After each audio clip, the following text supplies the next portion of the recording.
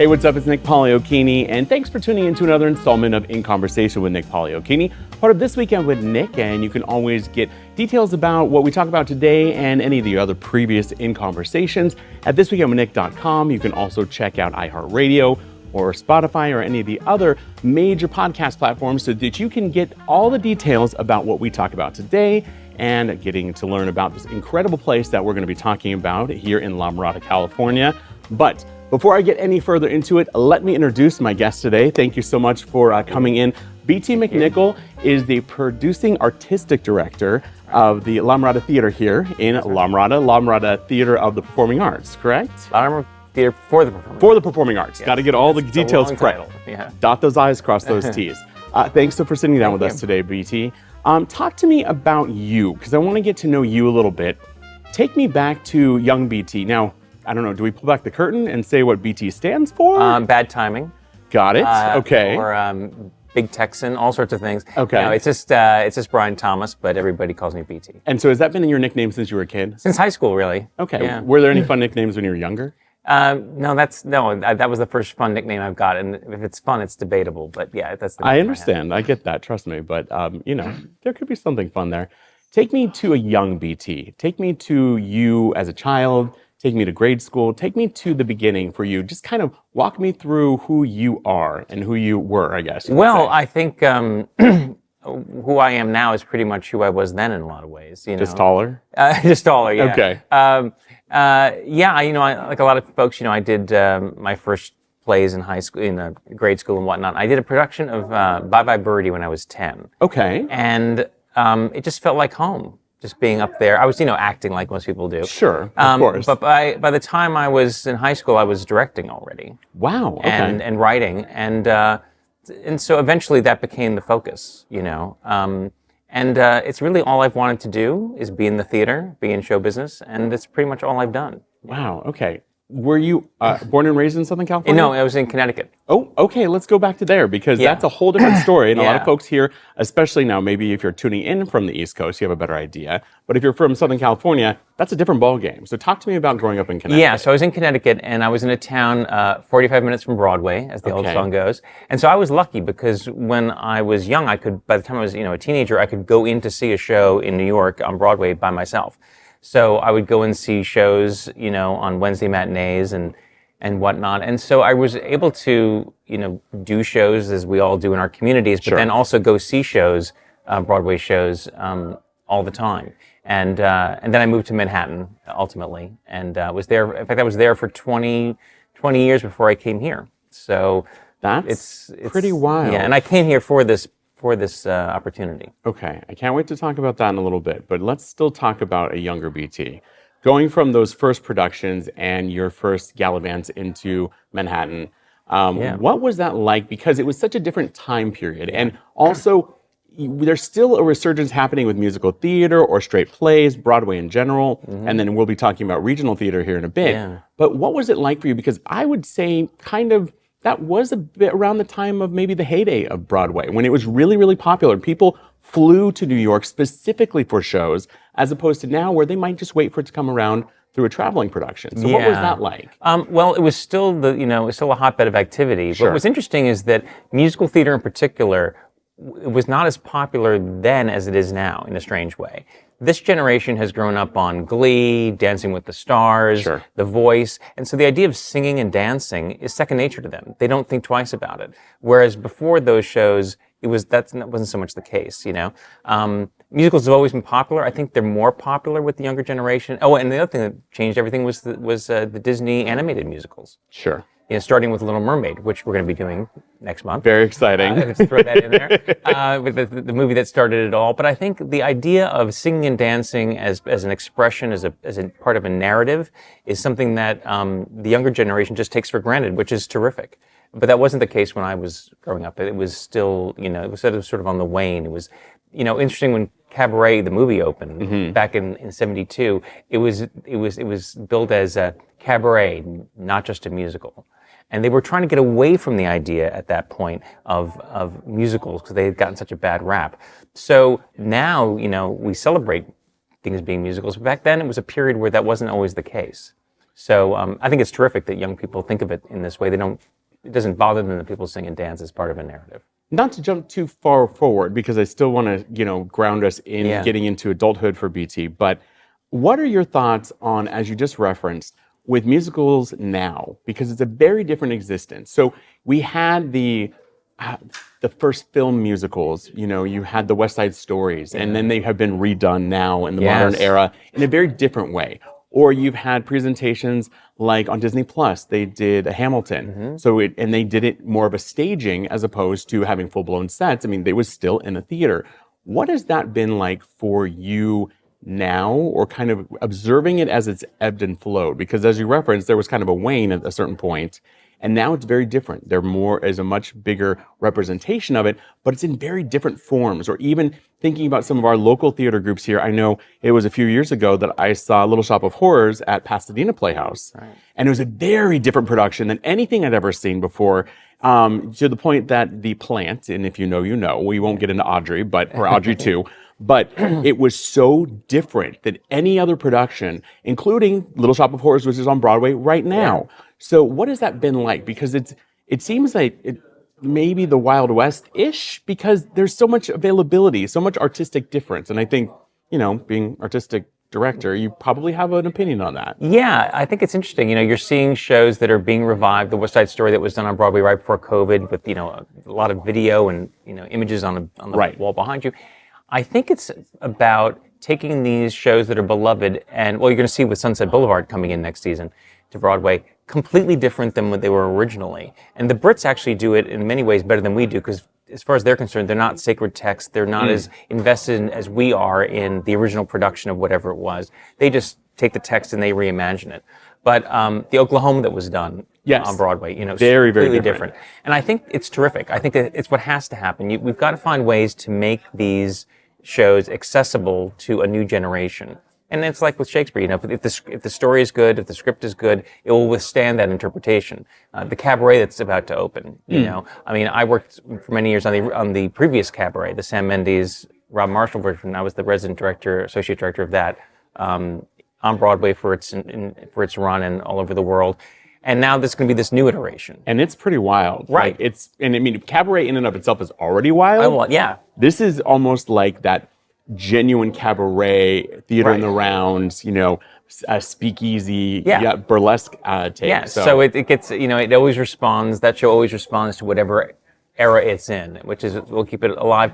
But I think that's important. All these older shows just need to be rethought, reinvented, and made accessible to a new generation. The Guys and Dolls in London, which I saw, has done that. It's in many ways a conventional production of Guys and Dolls, except that it's being done in a new-fashioned way. Okay. And I think that's something that Hal Prince said. He said people want to see old-fashioned shows done in new-fashioned ways, and I still think that's true. What about new-fashioned shows? So you may look at Wicked as kind of that new resurgence of the Disney Renaissance references with Aladdin and The Little Mermaid and everything else, but then you have shows like Shucked, which, it's, again, one of those things, like, if you are a musical person, you know what it is. Right. But even that, you may not even know what Shucked is. And Shucked is on its way here to LA, coming up not for here specifically, but coming up into Los Angeles County this season. So what is it like to have, as you said, these brand new shows, which don't necessarily have an original basis? What is that creativity like? Well, I think it's exciting. I think, in Shucked, you have something like The Prom is another one, where it's an original story, not based on anything,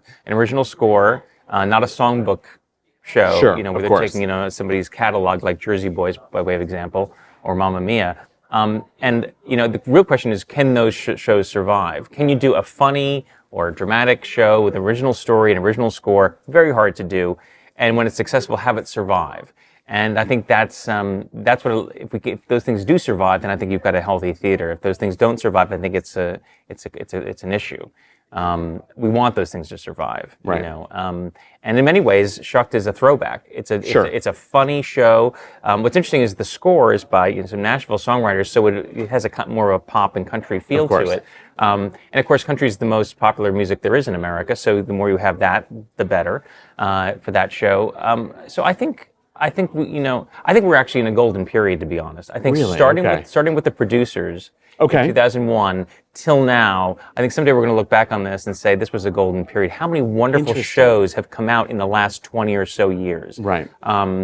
we can't even begin to list them all. It's just, but every season has shows that, by the way, if it had been the 1980s, like the mid 80s, any one of those shows would have been Best Musical. Sure. You know, No, that's true. There's so many of them that are just good. They're very good. There was a show called Dirty Rotten Scoundrels, for example, right? Okay. And that was a perfectly good show. I think it ran a year or two. Well, 10 years earlier or so, or 15, it would have been Best Musical hands down. Of course. Because the 80s were not our friend when it came to musical comedy.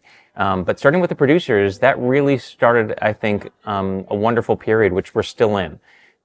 So, knock wood, I hope it continues. You know? That's great. Going back to a younger BT, and you enjoyed being on stage, as you said, from a younger age. When was your first, and you did also reference that you started directing. When was it that you took a bigger step behind the scenes? When did that kind of come to pass? Well, I finally stopped performing, probably in my 20s. Okay. My early 20s. Was there any reason in particular? I think I just, I was supposed to audition for Summer Stock. Okay. Again, because I'd done a season of Summer Stock, and the auditions were coming up, and I was on a ski vacation with my dad, and I got sick on the vacation, and I couldn't go to the auditions. And that kind of just made the decision for me. And after that, I just pursued, the writing and directing and to some extent producing. But I do think it's useful to have been an actor. Sure. For everybody, Comden and Green, of course, were, writer actors. And I was just watching an interview with them recently, and they said, it's really been helpful for us as writers to have been actors because they play all the parts themselves, at least in the privacy of their own room.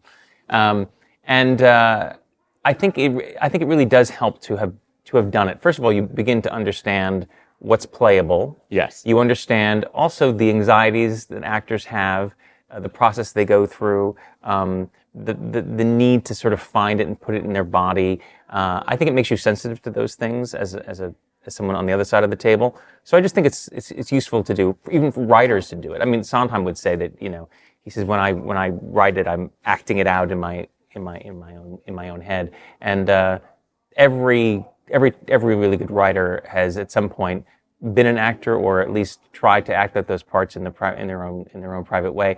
Shakespeare, he was an actor writer. Yeah. So there's a history there. I think ultimately being on stage, is a great prep for whatever you do in the theater. I think. I love that. Now, for you, did you spend, I know you were on Broadway, like what took you to the Great White Way? What was specifically, how did that start? What did it look like? Walk me through that process. So many people have that dream and or don't know what that dream could actually look like. So walk me through that. Well, that was it. It goes back to Connecticut. So I was in Connecticut, and there was a playwright who lived in town.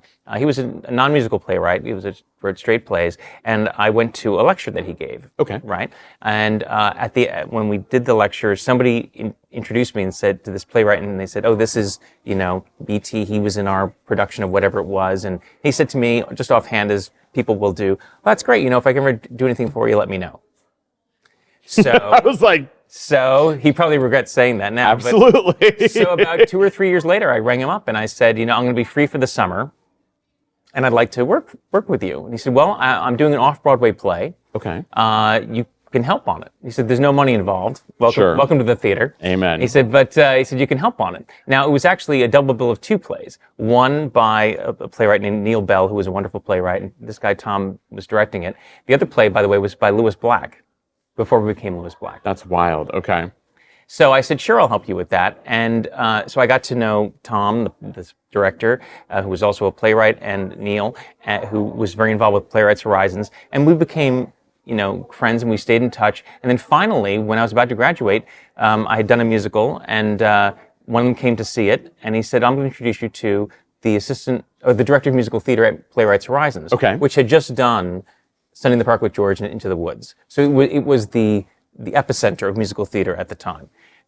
And so I said, sure. So after I graduated, went to New York, started working there. The first day I'm there, this wonderful guy, who was the head of it, is now at Lincoln Center, Ira Weitzman, said, now you're from Connecticut. Well, there's somebody else from Connecticut, and he's looking for an assistant. His name is James Lapine.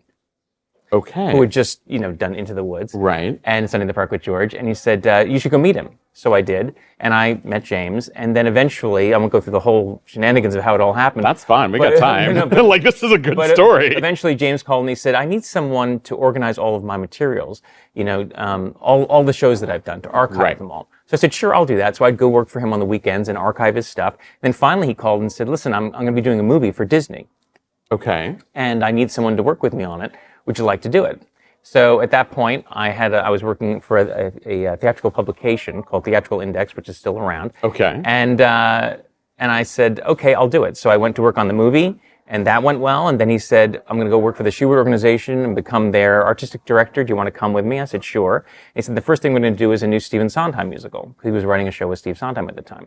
And so I went to work with the Schuberts, went ahead and did that Broadway show, which is called Passion. Okay. Which has the distinction of being the shortest running show to ever win the Tony. I was going to ask because I was like, Passion. Oh, okay. So the good news is it was Stephen Sondheim and James Lapine and all these wonderful people, these terrific artists. And then the bad news is we only ran 9 months. And the funny thing is the show we were up against was Beauty and the Beast, which ran 12 years. They lost to us, but they ran 12 years. We won, and we ran 9 months. You were unique and special and innovative. Beauty and the Beast was absolutely incredible and still is. It still is, yeah. But also, it was a great experience, and of course, it was a first-class ride with those great artists. Sure.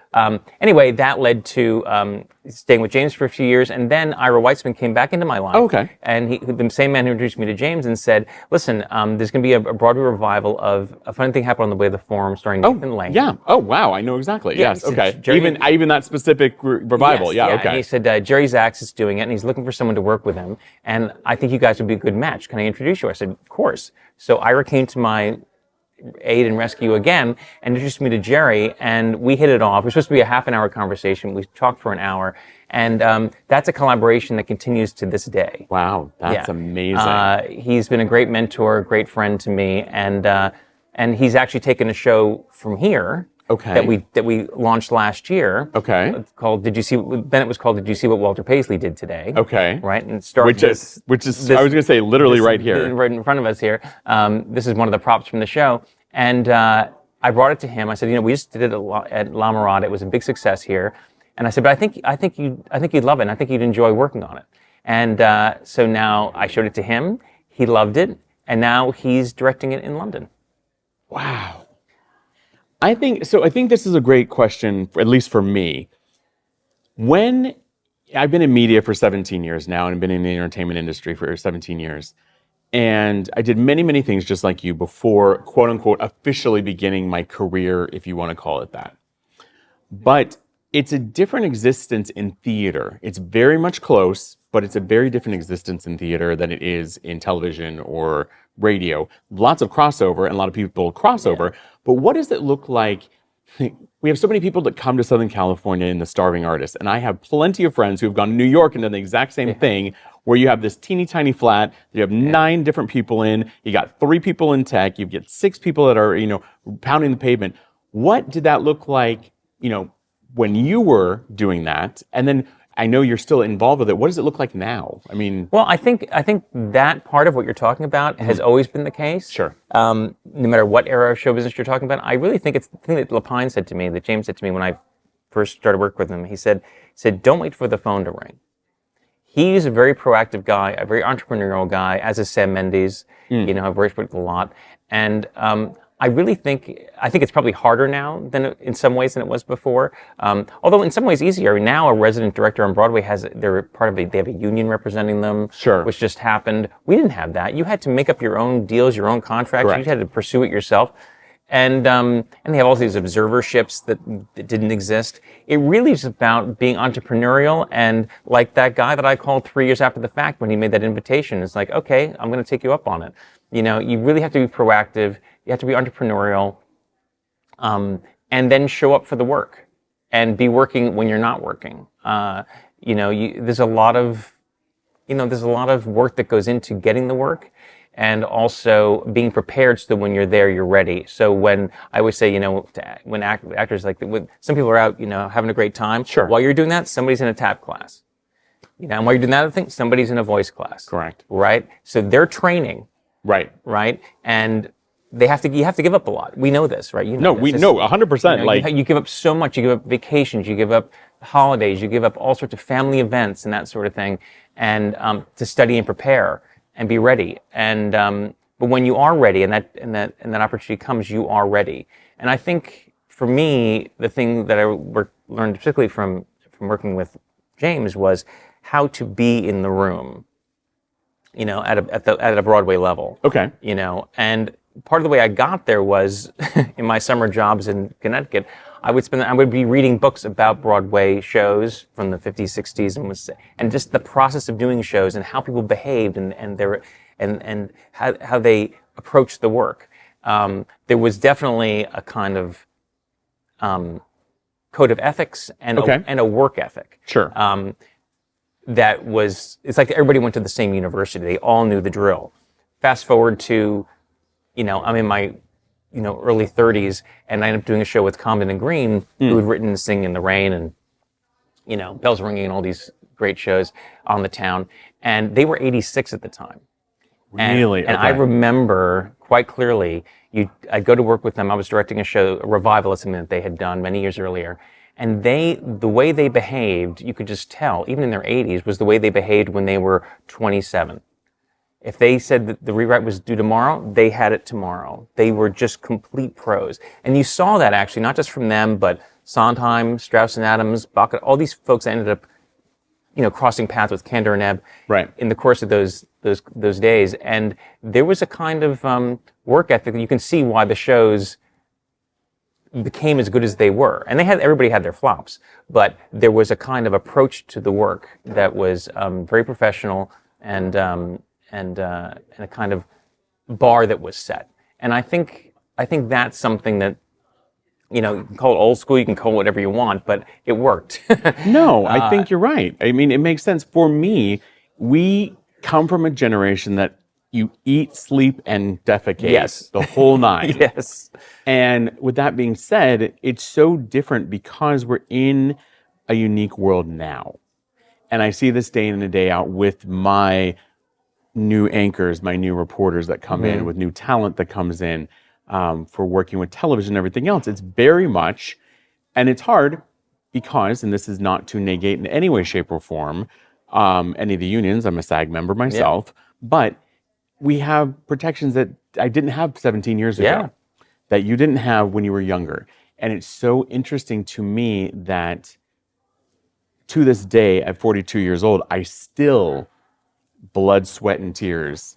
And I still show up early. And when I'm late, I am just beside myself for being late. Yeah. But it's so interesting because we have a generation and a couple of generations who have a different existence. And I think the thing that I've noticed specifically with Broadway, while it was hard to get the lights back on, also when things went virtual, you saw again this resurgence in passion for all the different performances that were celebrating their anniversaries in 2020 and 2021, 2022, that were being able to go virtual. So it gave a new audience to it. And I'm now seeing, it's expensive, but more people that are going out to New York to go experience it, or more people that are going to regional theaters because those incredible shows from New York are traveling around. Yes.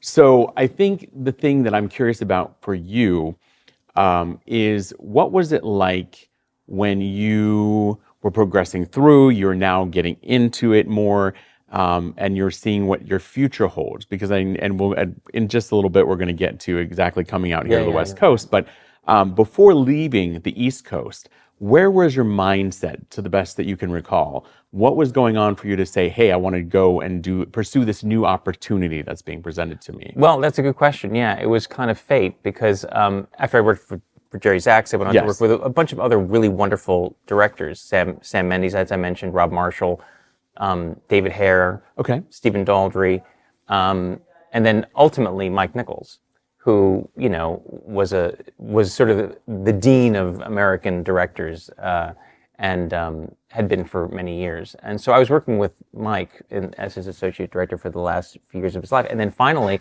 we were about to do a show in coming up in about 6 months. It was a play that I was directing that he was producing. Oh, okay. He produced the original Annie, so he knows something about producing. He knows a thing or two. When he wants to produce. Sure, okay. He knows what he's doing. And we'd actually tried it out in LA. It went very well. And he said, we're going to do it on Broadway. And then I got a call the next night that he'd passed.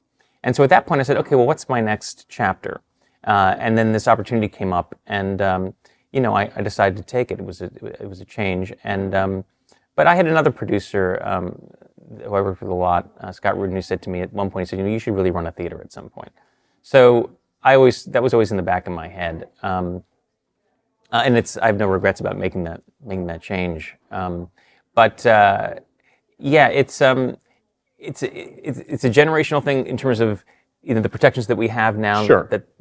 Don't forget, 1919 was the first actors' strike, right? The equity strike, and all they really wanted at that point was a minimum about the number of performances they could do. That's what they were really fighting for. Right? We just want to do 8 shows a week. Sure. And so to see what's changed. And now my friend Kate Schindel just stepping down as the president of Equity, and she made a comment recently. She said, when I was coming up and starting out, we were still telling stories about the days when people would be sick and they'd go on, they'd come off, right. and collapse, and then but get back on stage. And she said we used to celebrate that. And she goes, I don't know if we should be celebrating that anymore. But that really was the work ethic. That was the point of view. The show must go on. And now we have, it's just changing. The work-life balance thing has become a sort of a talking point in ways that I don't think, I'm quite sure that, the older generation didn't occur to them. Right. And we're going to see how that affects the art. But I do think, when people say to me, "Oh, my child or my son or daughter, whoever wants to go in the theater," and I say, "Well, I wouldn't worry about it because if they really meant to do it, you can't stop them." It's true. And even if they decide not to pursue it for whatever reason, ultimately, it's good training to have had. The things that doing a play in particular teaches you, or even being in an orchestra for that matter, or any kind of dance or whatever it is, it teaches you teamwork, and personal responsibility. If I've got a line, I have to know my line so that you can then say your line, right? And there's a hierarchy. I can't go for it. You have to go, and then I go. So it's just learning that, and also that there's a place for everybody. If you have a ball team, for example, there's only 9 positions. Correct. And you have to be able to be good at one of those 9 things. And if you're not good at one of those 9 things, you're not on the team. As opposed to, we're doing a play and we need a girl of a certain shape or size who can sing her face off, and that's called Hairspray. And you can do that. You may not be able to do something else, sure, but you can do that. And maybe someday you can do the other thing. Who knows? But there's a place for you. There's a place, Well, I'm not going to sing that. Yeah, I was like, I was going to say, it's fine. I have sung on this show, the podcast. I've sung live on the radio with it. You can take that. But I was just going to say, and I think that's so important, and I think you made a quick reference to it, but you spoke about it quite well, that work-life balance situation. And it's something that I wish that I had figured out a little bit earlier on. Personally, I'm not upset with where I've ended up so far. Sure, would I like to have gone further in certain parts? Absolutely. But, it's so different when we really were, again, as I've already said, we were eating, sleeping, and defecating the whole thing. Yeah, I still don't know any other way, and my family, my partner will tell you that's true. Somebody once said, if you can make money with your hobby, you'll never work a day in your life. Yes. And it's hard work, but you just like what it's like. You just have that. But what I found is that if you research all of the great theater makers, yes, that was true 100 years ago. You can research those folks, and they just were so committed to it. Mm-hmm. They had to have it. They ate, slept, and drank it.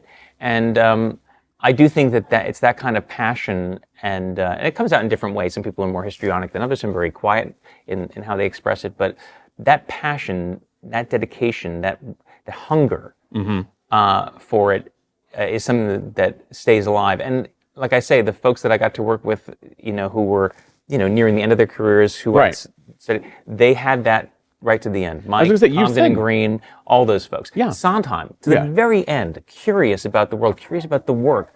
It just never gets old. And it's nice to be around that kind of energy. That's true too, because I was going to say that openness, and I think that's where you always are balancing out, and I want to talk about it briefly, and then we will wrap up for part 1. But so many people lean into that introvert extrovert energy. And I think that is something that I've discovered in my time with media and entertainment. There's so many opportunities, which we've already talked about a lot here: writing, directing, producing, going on behind the scenes, still very involved. You are obviously either an incredibly good actor when it comes to being an introvert, or you have mastered the balance of the introvert extrovert of that whole concept. But it's an industry. Entertainment is an industry that allows for people to have a space and have a platform, no matter where you sit on that. So, in your experience, is there? I wouldn't say a personality type that this speaks to this industry, because I know so many different people. Yeah.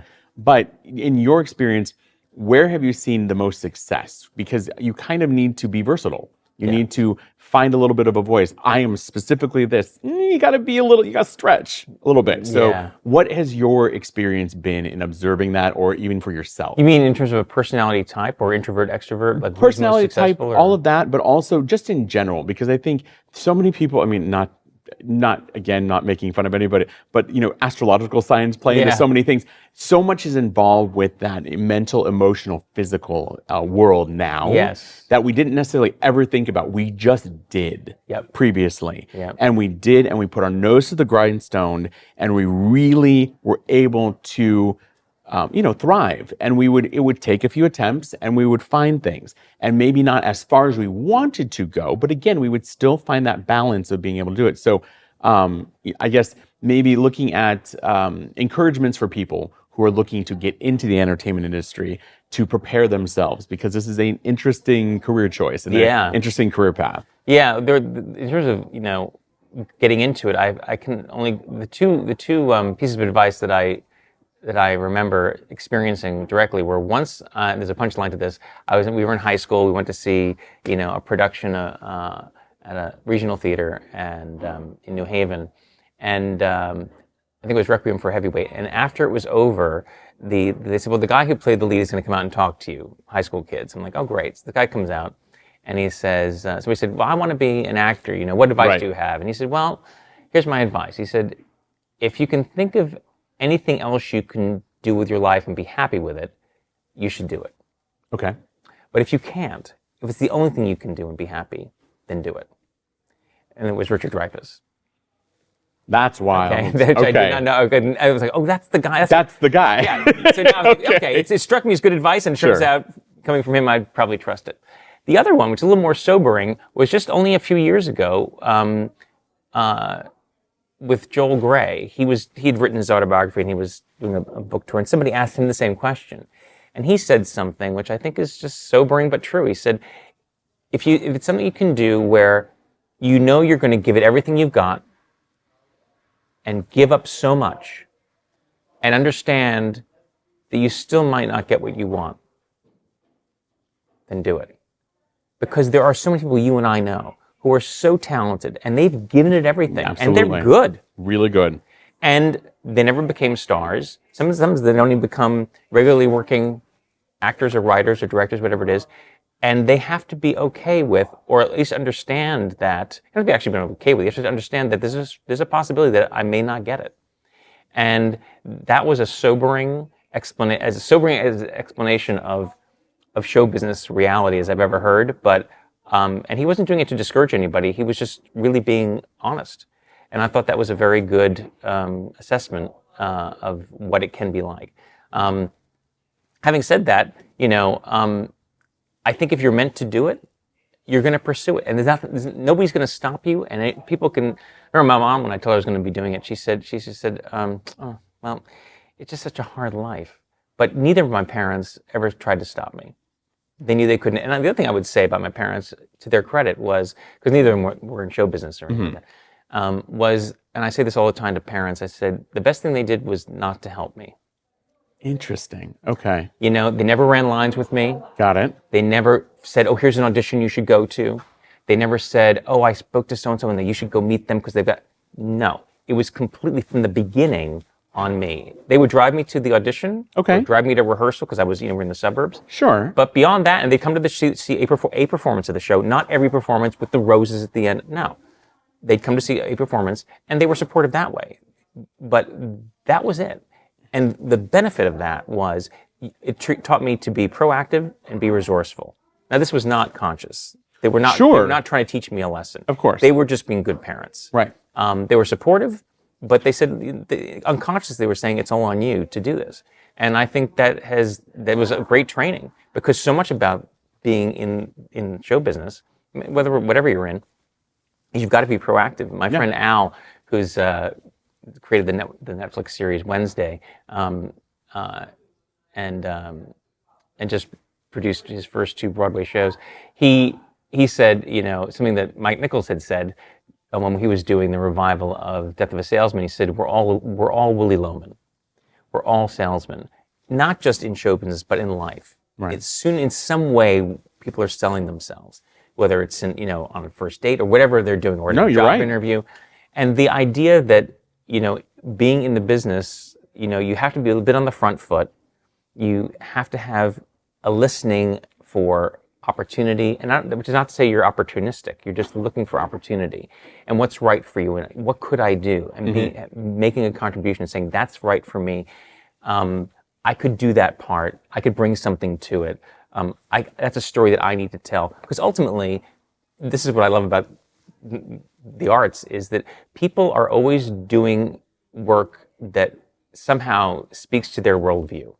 So when you do a show where you put yourself on stage, you write it, you direct it, whatever you're doing with it, it's an extension of yourself, which is why when people say, "Oh, it's just the reviews," don't take it personally. Sure. Well, you can't not take it personally. And by the way, if you're doing work that isn't personal, you probably shouldn't be doing it. That's the risk. That's why it hurts so badly when the reviews aren't good or the response isn't what you want. Because in some way, it's a referendum in some way, or at least we perceive it as, well, that was how I saw the world. That's what I think. And that's okay. Not everybody's going to like everything. They said, Noel Coward, they would say, what happens when your play gets panned? And he had plenty of flops. And he'd say, well, I'd spend a few days in bed, and mourn it. And then you get up and you start going again. And that's true of all of them. And all the greats, Sondheim, might go, name whoever, pick your person. Sure. They've had some bad flops. And we only talk about, when they're gone, we only talk about the hits. Of course. But they had plenty of flops. And they had to do the same thing. They were out there, they stuck their neck out, it got clipped, and they mourned it, and they said, I'm never gonna do this again, which is what Sondheim said after Merrily We Roll Along. He said, I'm gonna do video games. And he came back, and then he did Sunday in the Park with George, which was a whole new voice. So I do think it's personal. I think what we do is we try to put on shows that either speak to us, or if they don't exist, we want them to exist. I would love to see a show about XYZ, whatever it is.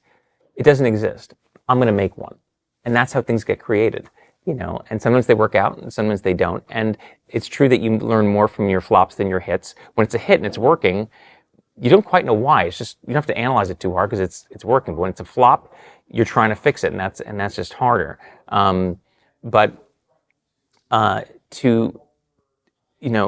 Jerry was saying when we were in rehearsals for the Walter Paisley show in London recently, and he said something, and Jerry's been at it for years. He's a four-time Tony winner. He's a master at what he does.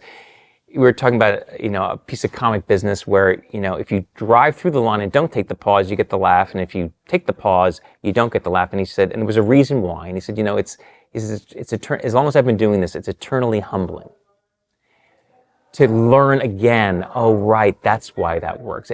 And I think that curiosity, that mental curiosity, emotional curiosity, whatever form it takes in you, and whatever side of the table you're on, that is what drives the people who ultimately succeed at whatever level they're succeeding.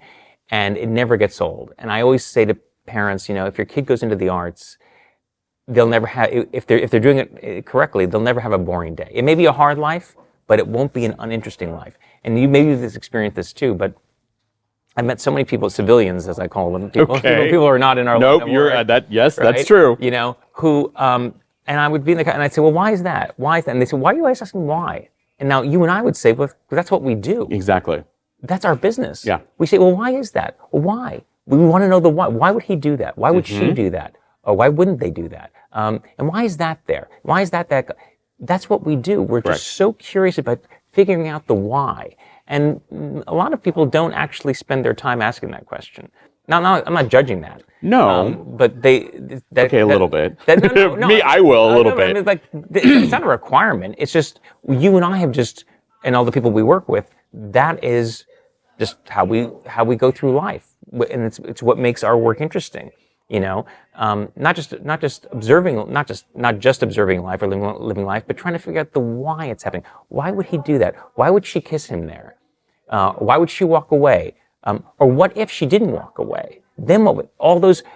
Our job is to try to replicate human behavior to the best of our ability. And the only way you can do that is by observing. And McNicholl would say that. He'd say, be observant about life, others' lives and your own internal lives. Clock it, observe it. Because he was meant to be a psychiatrist. That's what he was studying. Mm-hmm. It's all about clocking the world and nature. As soon as I see a beautiful scene, like you'll come upon, you'll be driving. Yeah. Oh my God, look at that! And I think to myself, what we try to do? We try to replicate that in whether it's scenery or whatever we're doing, painting, and it just does it so naturally and so perfectly. And we spend so much time just trying to replicate that level of that level of beauty.